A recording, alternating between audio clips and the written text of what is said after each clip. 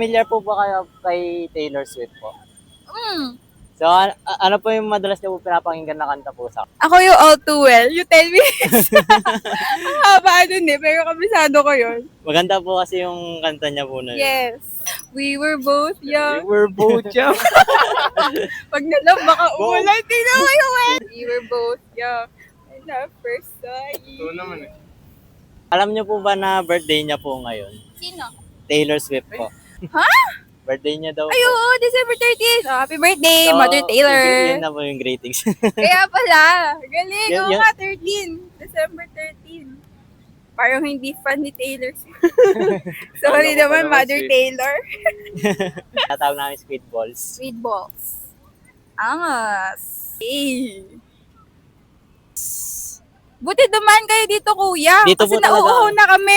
Kaya po yan, sabi Kanina pa kami dito, nauuhaw na kami. Wala kami dalang water. Buti na lang po dumaan. True. So, ito na po yung French vanilla Thank and you. yung caramel macchiato. So, may tinatawag po kaming coastal caffeine tradition. Then, stir nyo muna po yung with mallows Ito? po. Take a bite and sip po.